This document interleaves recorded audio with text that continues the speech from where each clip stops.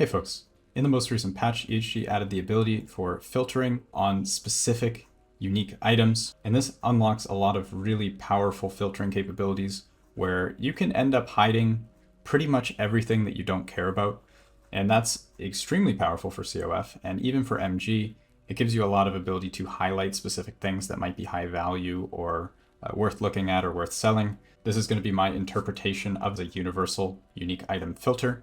This is ordered by rarity and LP level. The highlighting and recoloring that you'll see here is going to be based on how rare and how hard to get these items are, not necessarily how valuable they are within any given meta.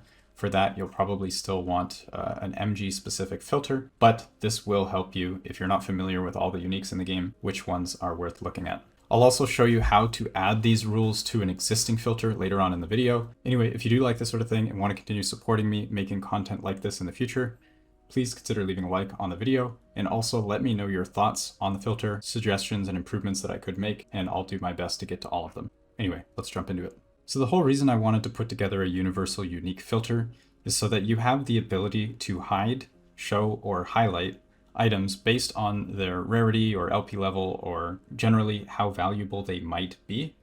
Now, you don't necessarily need to know every unique item in the game, which ones are good or which ones are rare, to use this filter, and that's kind of the beauty of it. So here I have a handful of unique items just to show you what we're working with here. I'll drop them on the ground.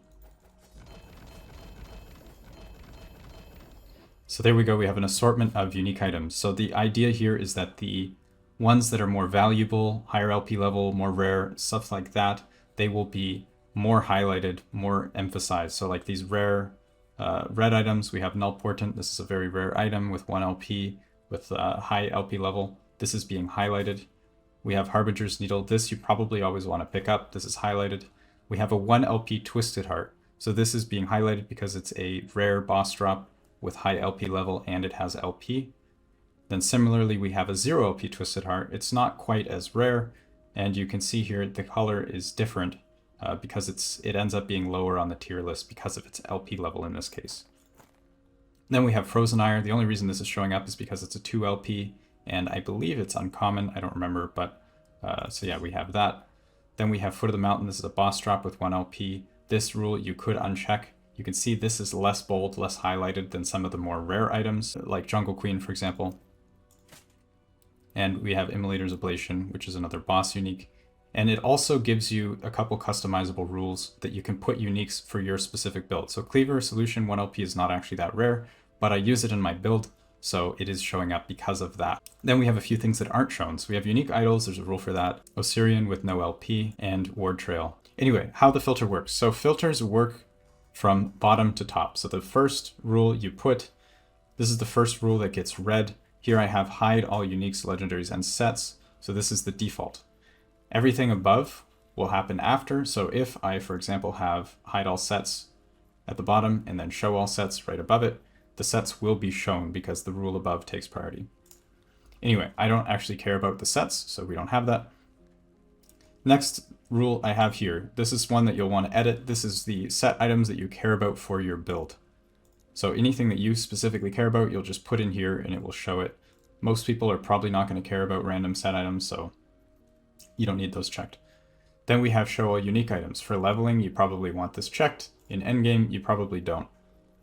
After that, we have a default fallback rule. This is for all 3 LP pluses, just so you don't end up missing one that's high value. 3 LPs drop rare enough that it's fine to just show all of them, I think. Same with 23 plus Weaver's Will, but feel free to change this. So it's just my take on that. After that, we have cocooned items. So this is new with 1.2. The cocoons have a increased LP chance, so it's boosting that. They could be high value. You may or may not care about these. Then after that, we have the Weaver Will items. So these are a little bit different than LP based items. This you'll want to put in the ones that you care about. These are very build specific, so I didn't filter them by item type.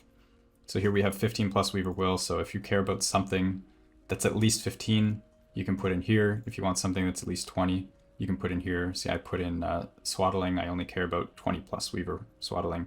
There it is on the rule.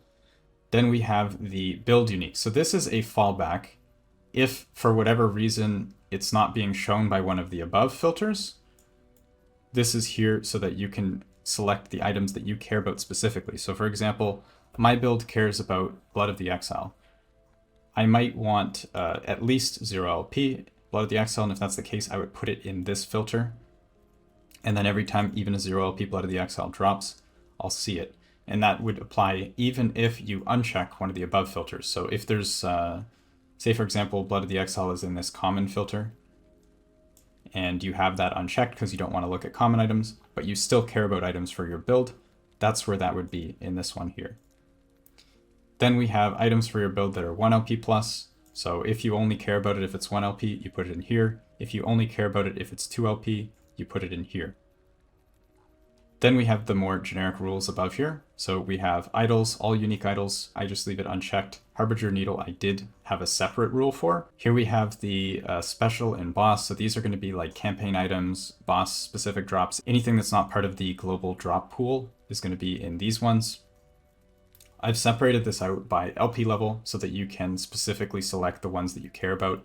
This is sort of like a tier or rarity or something type of filter, because you may not care about, for example, 0 LP Foot of the Mountain, but maybe you do care about 0 LP Nihilus. So that's why this is separated out. I've done it by LP level. So just an example of an 80 plus LP, you might care about even 0 LP, Strands of Souls, Wings of Argentis, Core of the Mountain. And then you can see we have after that 1 LP. So maybe you care about all 1 LP of these versions. Then after that, in ascending order, we have the 60 to 79 LP level, and then the highest LP level ones at the top. So same items we saw, except if you only care about 1 LP. The more strict you are with loot, you're going to be unchecking these boxes in each category from bottom to top. So for me, not super strict. I still leave these checked. Next we have common items. So most of the uniques in the game, out of the many hundreds there are, the vast majority fall under common rarity. So for these, you probably don't care about, for example, 0 LP common. This I would probably always leave unchecked, unless maybe if you're leveling. Then we have 60 LP level or higher 0 LP. Even these you may not want. Then we have 1 LP plus, 1 LP plus, 60 LP or higher, 2 LP, and so on. The only thing I care about in common is if it's high LP level and 2 LP plus. Then for uncommon, we have a similar thing here. The pool is much smaller, so I was fine with breaking it down less. But yeah, we have 0 LP, 1 LP, 2 LP plus, and then 60 LP level or higher, 2 LP plus. If you're not as strict as me with your loot, you may want to check more of these boxes. Or if you just like collecting items, maybe you want to check more of these. After that, we have the rare items. And then finally, we have very rare and extremely rare. So extremely rare, there's only 3 items in here. It's like Red Ring, Orion's Eye, Ravenous Void. Rare, very rare has a few more items. So we have like Omnividence, Aragon's Refuge. So for these drop infrequently enough that you may want to just select all of them. Probably too rare to not include. And then finally at the top we have all 4 LP pluses. You're probably always going to want to see the 4 LPs, so I have this here at the top with emphasize and highlighting. And then we have Harbinger's Needle. You probably always want this. And finally, legendary items. These aren't usually going to be dropping, so I figured it's better to just show all of them. If you're doing a Nemesis or something like that, you put something in the egg, it will come out as a legendary. As I mentioned earlier, if you want to merge this filter into an existing one, so if you want to include these rules in addition to what you already have, you can go to this website and there's a very handy merge tool. So I actually have put together, if you don't want to check or uncheck stuff yourself, 4 levels of strictness for this filter. So you can see we have very strict, strict, semi-strict, and not strict. So not strict is just going to be it's going to show all uniques and sets, and this is just going to provide recoloring based on rarity, so you'll see everything. This is completely fine for campaign. Then you have semi-strict, which is pretty similar, except it is hiding a few items like common, 0 LP, and so on. Then we have strict, so it's hiding just a few more items, common, 1 LP, rare, 0 LP. And then we have very strict, which is what I'll probably be using, hiding a few of the rare items, very rare 0 LP, rare 0 LP, plus the customization for your specific build that you'll want to edit these rules here and then enable them. Yeah, So that's what you have. If you want to merge, so what you'll do is you will go to loop filters, you'll do a new loop filter, you'll go into the game. So we have my random build here. You'll click export filter, copy to clipboard, then go back to the website and do import, and import from clipboard. So there we go, here is your filter. Then we just click merge with other filter. Say you want to do strict. So we'll do export, copy to clipboard. We go back here, import from clipboard. And then boom, here you have the rules. You can just do merge all rules. And here they are. You can see at the top, we have all of the rules from the strict filter. And then at the bottom, we have all the existing rules. And then to add this back into the game, all you have to do is click export. You can download it as a file if you want, save it for later, but copy to clipboard. We'll go back into the game. And then we will do the plus thing here, paste clipboard contents, and merged filter. There you go. And then here is our merged filter. So your old rules here at the bottom, and then the new ones you've just merged in here at the top. And there you go. But yeah, that's pretty much all for today. As always, I will catch you guys in the next one. Peace.